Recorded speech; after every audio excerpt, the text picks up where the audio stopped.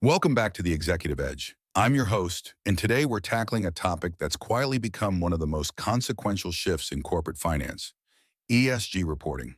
For years, sustainability sat in the marketing department. In 2026, it sits squarely on the CFO's desk. Joining me is a sustainability finance advisor who has guided dozens of Fortune 500 companies through ESG transformation. Welcome to the show. Thanks for having me. It's a pivotal moment, and I'm glad we're talking about it at the executive level. Let's start with the headline. Why is ESG reporting no longer optional, and why now? Three forces have converged. First, regulation. The EU's Corporate Sustainability Reporting Directive is now in full effect. The SEC's climate disclosure rules are being enforced, and similar frameworks are emerging in the UK, Japan, and Canada. Second, investors. BlackRock, Vanguard, and State Street are tying capital allocation directly to verified ESG data. And third, supply chains.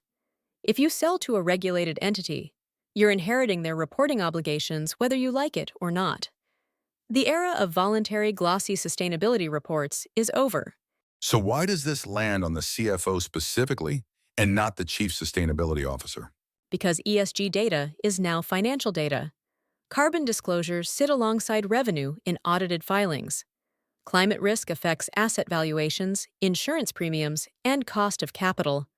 When regulators demand assurance-grade reporting, that's a controls and audit problem, which is the CFO's domain. Chief sustainability officers are critical partners, but the accountability for accuracy, materiality, and disclosure rests with finance. For our CFO listeners, what does falling behind actually look like in practical terms? It looks like discovering during an audit that your Scope 3 emissions data is unverifiable. It looks like losing a major customer because you can't meet their supplier disclosure requirements. It looks like a higher cost of debt because lenders price in your reporting uncertainty. And increasingly, it looks like personal liability. Executives are now signing off on ESG disclosures the same way they sign off on financial statements. Misstatements carry real consequences. Let's talk leadership. What does a CFO doing this well in 2026 actually look like? Four things stand out. First, they've integrated ESG data into the same systems that produce financial reports. No more spreadsheets pulled from 12 departments.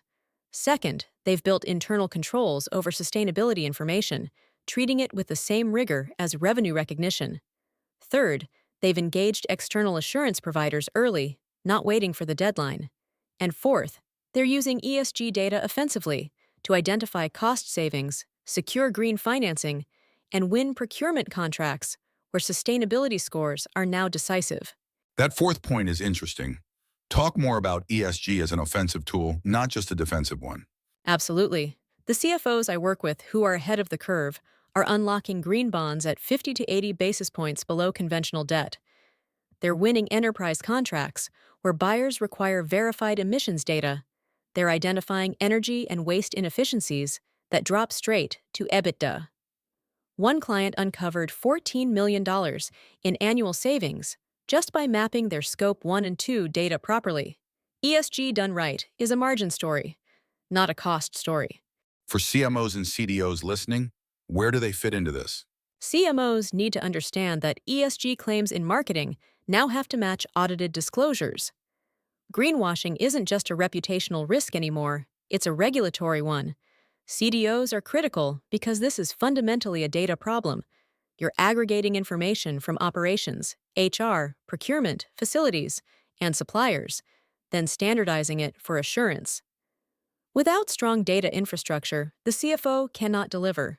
This requires a genuine cross-functional partnership. What's the single biggest mistake you see executives making right now?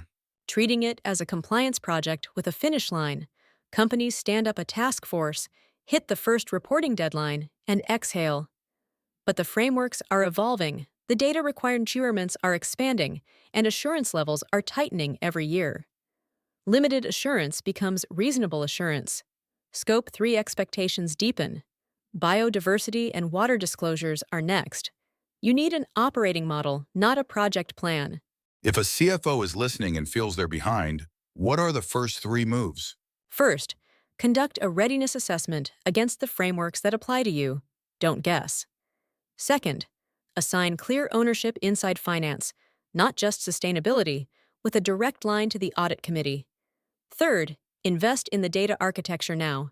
Every quarter you delay compounds the cost. And honestly, talk to your auditors this month. They are seeing what good looks like across the market. Powerful guidance. Final thought for our executive audience? The CFOs who lead this transition will define the next decade of corporate finance. Those who wait for regulators to force their hand will spend the decade catching up. The window to lead is open right now on CHOS, but it's closing. A sharp note to end on. Thank you for joining us, and thank you all for listening to The Executive Edge.